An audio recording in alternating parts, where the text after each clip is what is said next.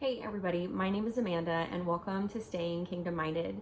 So if this is the first time you've stumbled upon a video on my channel, I would love to welcome you to subscribe and join our online kingdom crew. So on this channel, I do all things Christian motherhood and Christian womanhood.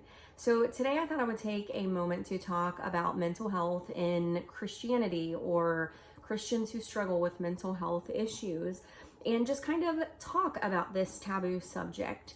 So October is Mental Health Awareness Month as well as Down Syndrome Awareness Month, and both of those kind of hit home with me.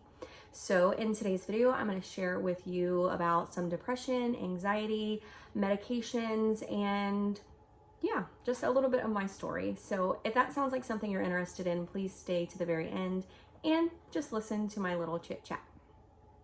Real faith, Christians who had enough faith maybe wouldn't need to be on medicines like that. Okay, so if you're not already following me on Instagram, I would love it if you would head over and check me out over there. So I'm gonna insert a picture here somewhere that I had posted on my Instagram story. I've been scouring the internet, posting in Facebook groups and doing all the things, right? Researching and trying to figure out why I'm losing so much hair. What does it have to do with mental health and mental health awareness? Well, I'm glad you asked. What that has to do with it is I had my daughter in September, and after I have each one of my children, I tend to lose a lot of hair. And specifically, I start noticing it around the frame of my face. And with every single pregnancy and having each one of my children, I've noticed this as a trend. So I expected this to happen after I had Genesis. She is 2 years and a month old now, and my hair is still falling out really badly. I went to the first appointment about 3 or 4 months ago to speak with my woman doctor about the hair loss, and I thought maybe I was having some kind of deficiency or, maybe something to that effect. So the very first thing they wanted to do was check my thyroid. And I know that mental health can be so taboo, and I know that it's a touchy subject, and I'm just kind of here talking to you about my story because I want to shine some light on it, and I just want you to have someone else's story to kind of go off of. So mine actually originally started with the hair loss, and that's what sent me to the doctor. So the first thing she did was check my thyroid, because if you know anything about thyroid, if it is acting up either low or high, you can have some hair loss. So 3 or 4 months ago, I went and had that checked, and my thyroid was normal, which was good. However, it didn't explain why my hair was still falling out, and not just a little bit, but excessively falling out. So she said, since my thyroid was normal, I could go and see a dermatologist if I wanted to. Well, fast forward a month or 2 later, I did go and see the dermatologist. It took me a while to get in, not only for the hair loss, but for some other issues as well. And the dermatologist shared with me that I could go on Rogaine if I chose to. However, with Rogaine, all of the new hair growth that you get as a result of taking this medication would all fall out or shed again if you ever stop taking Rogaine. So in other words, I would have to take Rogaine for the rest of my life. So I left that appointment feeling rather discouraged in the hair loss department because I was back at square zero, basically. I still had no answers. I didn't know yet, again, is there a deficiency? So of course I'm spending tons of time on YouTube. I'm watching all these videos and I'm finding out that vitamin D and that being low, which it is in a lot of people, can cause hair loss. And then I was also having some other female symptoms. So I thought, okay, well, maybe there's a hormone imbalance. Maybe my estrogen or progesterone or something is low. So I made another appointment and I went back in to speak with the woman doctor, and I just kind of shared with her all of the things that were happening with my cycles and things like that. And she had said that the number one reason why women or men experience hair loss is stress. And the number 2 reason is thyroid. And she said, because we've checked your thyroid and we know that it's normal. It wasn't borderline normal, high or low, but it was right in the middle. Like, it couldn't have been more normal. So since we know your thyroid is normal, let's talk about some other things. So we started talking about nurse practitioner school and the studying and how much time I was spending doing that, and about my YouTube online ministry and my business I'm building. And we're talking about church ministry and parenting a special needs child and keeping up with a household and, you know, trying to pour into your marriage and all of the things, right? And so I have been noticing lately really a lot of difficulty focusing and not feeling so scattered. I've been really having to pray through feelings of being overwhelmed and the inability to focus and just some different things like that I'm noticing. And I recently did start seeing a counselor who I just kind of wanted her to help me, you know, just work through maybe some things that I deal with mentally and emotions and how to process different things. And of course, they all know that my faith is who I am, not just that it's important to me, but it is who I am as a person, is a Christian. And so I take faith into account on every level for everything I do. So speed up, we're at this appointment, and she orders for me to start taking a multivitamin every day, which I had been doing and then stopped. And then she also suggested that I started taking a biotin supplement every day, which I again was doing but stopped. So I'm back on both of those every day.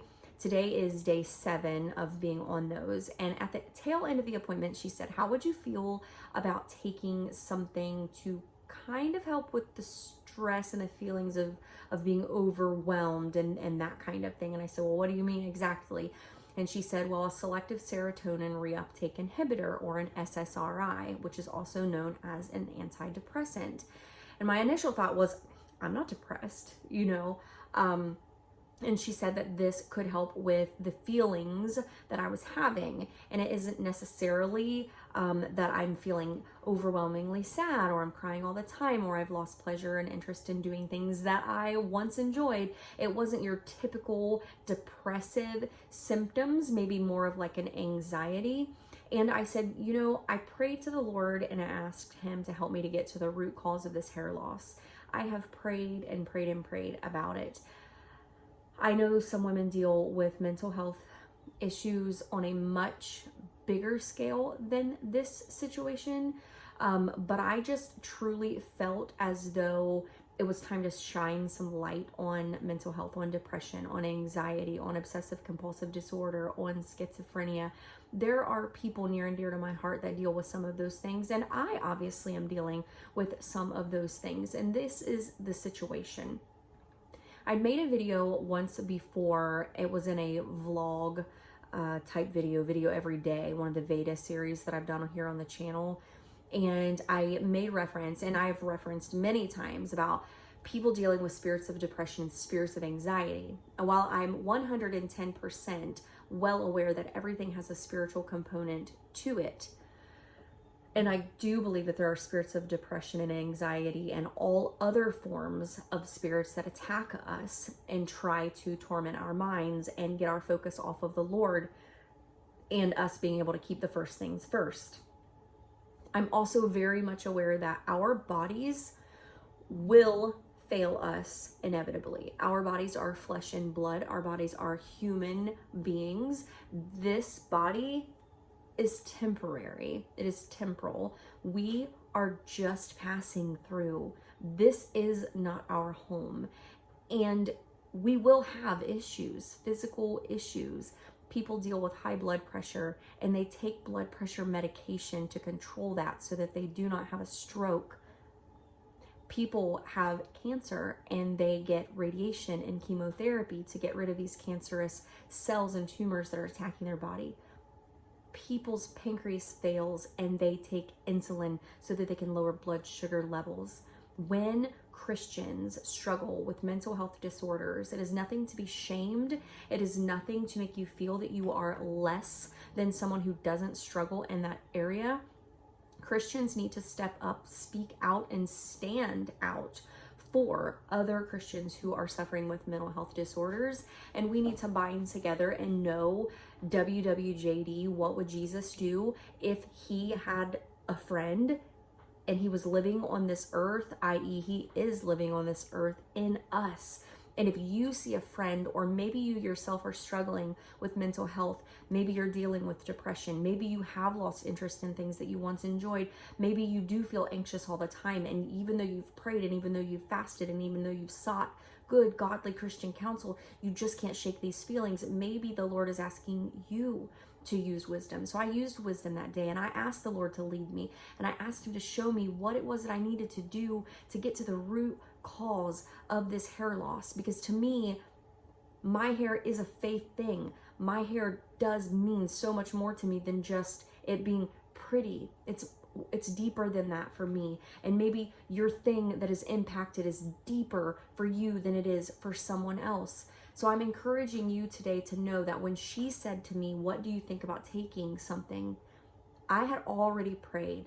I had already asked God to lead and guide me. So I said, if you think that that will help to decrease the amount of stress that my body feels and the way that my brain is interpreting the way that the chemicals are in my brain, and if you think that that's going to level things out and help to slow the loss, or even to help regain some of what I have lost, then I'll go on it. Not long term. I would like to also use wisdom and pray and wean off of this medication, because I don't really feel like I will need it long term. She said maybe just through the remainder of my nurse practitioner program. So I agreed to start the medication. So I started taking Zoloft. She prescribed me 50 milligrams a day, and I know my body well enough to know that 50 milligrams, even though that's a lower dose, was a bit much for me. So I started on 25 a day. Today will, like I said, be day 7 of 25. So I'm gonna at least do day 7 of 25 before I flip up to the 50. And my point in sharing my story with depression symptoms, anxiety symptoms, and hair loss, Mental Health Awareness Month, is just to talk to you and let you know that it's okay. It is okay to struggle in areas like this, and you need to speak out and seek guidance and help and use the wisdom that God has imparted to you. And I believe if you're watching this video, it's for a reason. And I believe if you've stumbled upon this channel, it is for a purpose. And my friends, I believe that that truly is a kingdom purpose. I've struggled with postpartum depression after I had a couple of my children, and especially after I had Genesis. I really had a very, very emotionally difficult time for quite a little while. And I believe that God uses these times to remind us of our humanity and our need to stay in prayer and seek Him and to use wisdom. Because again, our bodies, they're going to fail us at times. And God has blessed us with modern medicine. And do I believe we need a pill for every single thing every single time? No, I don't. But I believe that we need to stay in our prayer closets, and our prayer closets need to spill out into our daily activities. Thereby we have a prayer life, and we live our lives based on prayer, and we ask God to lead, and we follow His lead. So I hope that this little story, my experience, I plan on continuing to make some vlogs about mental health and sharing some other things with you that I've struggled with, in hopes and in prayer that they will encourage you and empower you to get the help that you need, or to continue taking medicines that maybe you once took but stopped because somehow you felt condemnation. That Christians, if they had real faith, Christians who had enough faith, maybe wouldn't need to be on medicines like that. I want to talk about that. I want to talk about the fact that the enemy will twist your thoughts and make you feel less than, make you feel inferior, make you feel less holy, make you feel less spiritual, make you feel. You see where I'm going with that? We don't live our lives based on the way we feel. We must live our lives based on the facts. The biblical facts. Seek ye first the kingdom of God and His righteousness, and all these things, friends, all these things will be added unto us. I pray that this mental health awareness video and this Zoloft depression and anxiety transparency story has blessed your day and has helped you to know what you need to do for your own mental health. Feel free to share this video. Feel free to shine the light on mental health issues with Christians, and let the whole wide world know that it's okay to not be okay sometimes, but just keep seeking Jesus in all you do. Thank you so much for watching today's video. Stay kingdom minded in everything you do, and I will see you in the next video.